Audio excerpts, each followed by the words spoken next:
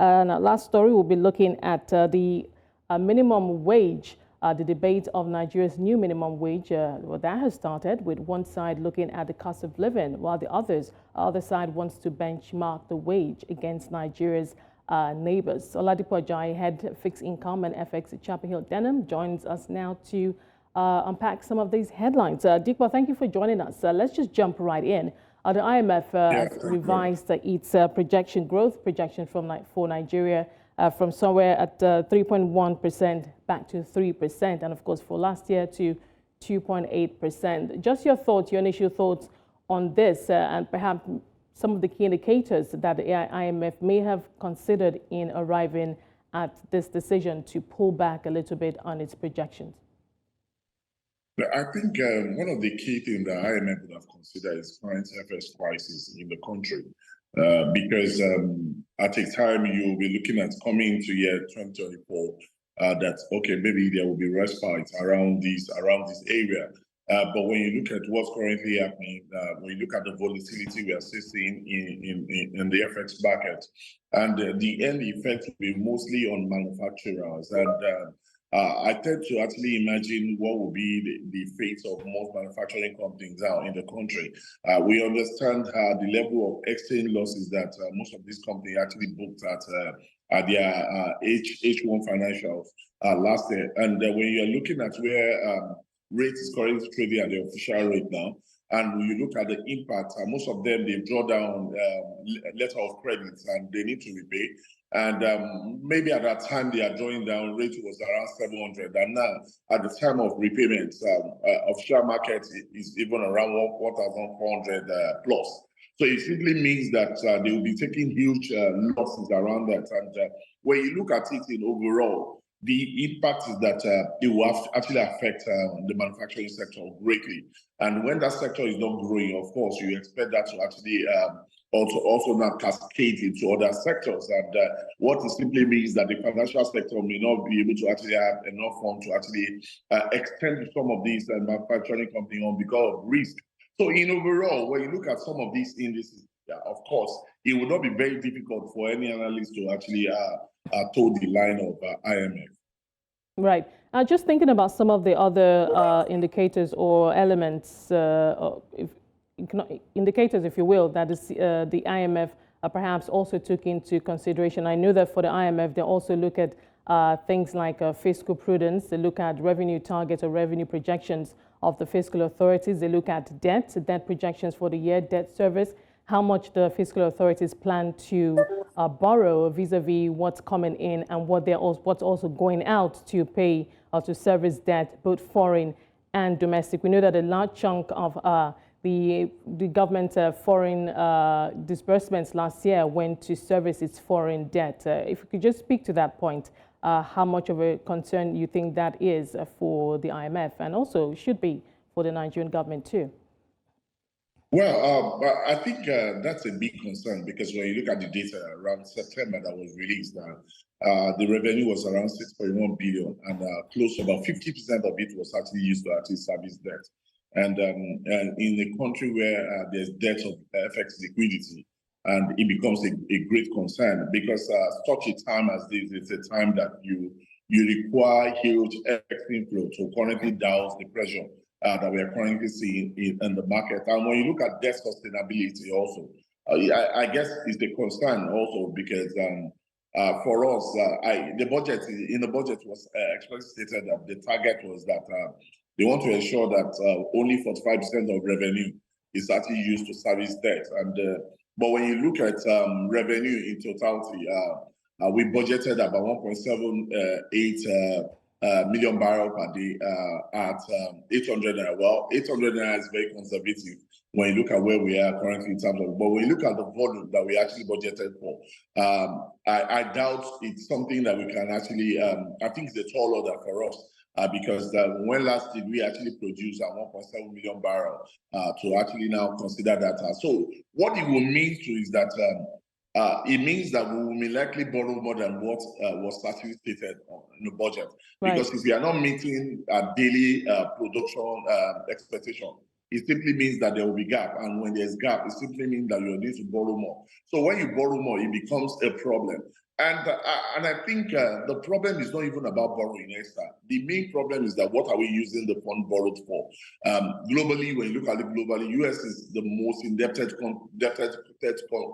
country in the world. But the key thing is that they don't borrow to consume. They borrow to actually develop. They borrow for infrastructural development. And if this is the line we are showing, I don't think it would have been a problem. But if we are borrowing for consumption, it becomes a problem. Right, Oladipo, let's move on. Before we go to the minimum wage conversations around planned minimum wage increase, I'd like to just quickly get your thoughts on one of the biggest stories this morning and in the last week, and that's the Naira. The CBN has, as you know, has taken some steps to clear some backlogs, and the regulator has also come out to warn market participants to play by the rules, as it were, and follow that for the official market now, the willing buyer, willing seller arrangement. But regardless of that, we have seen some fundamental issues still impacting on the Naira. As you obviously know, we did see a significant weakening even at the NAFEM market, the official market last week. I'd like you to just speak to that point, what you make of all that's been developing in that space. Yeah, for me, Esther, it's a great and good step, but I think I don't think it's well timed. Let's just take our mind back to what happened in June. And one of the reasons why anyone would have pardoned the current government for harmonizing FX windows at the beginning of their tenure was the fact that, we may feel that they are not fully aware of our status in terms of the actual value of FX that we have in our reserve, because it was aftermath that we got to know that we don't have as much as what we published. But now, when you look at the current situation, I don't think it's a wise decision doing it now. And one of my reasons is premised on the fact that taking the actions without liquidity, we will still get to a point where the official market will still be chasing the parallel market. And that is my fear. We don't want to get to a level where parallel market is running to 2,000 and we are still now keeping the official market at 1,400. Because irrespective of what you are doing, you need to consider liquidity. Will this action bring in liquidity? I don't think it was actually drawing liquidity as much as we would have expected. So I think that the central bank should have waited until when they know that they have the firepower to actually pump liquidity in the system. We understand when they mentioned something like this in the month of November, we saw how the market quickly retraced. Market moved from 1,300 back to around 8,000 naira.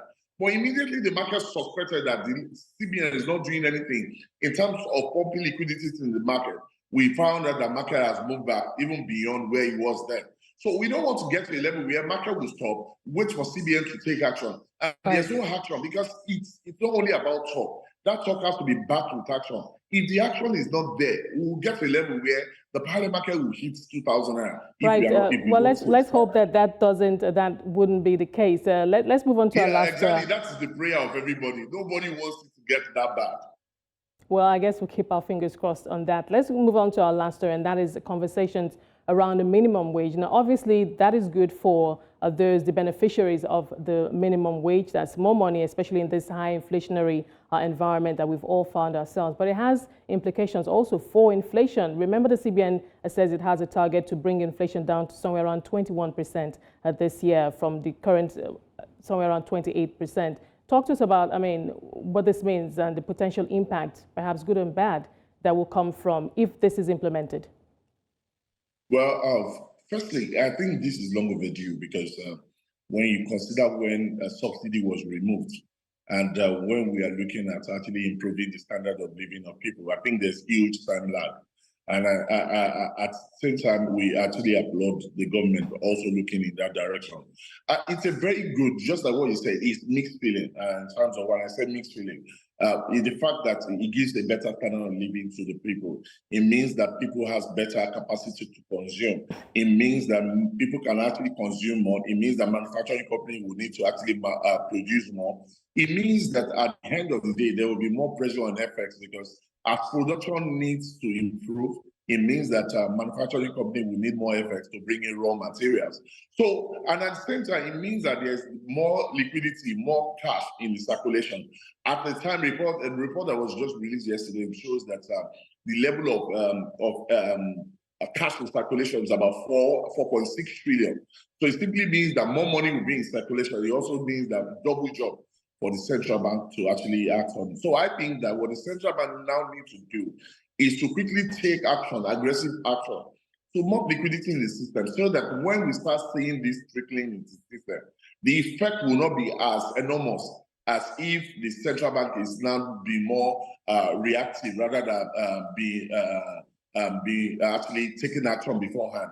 So I think it's a very good one in terms of creating a better standard of living for people. It also means that the crime rate will likely drop, considering that, okay, people can now earn a living, better living. It means that people can now meet their obligations as they when due. So I think it's just, but I think that the positive outweigh the negative, because we really need that to actually better the life of the citizens.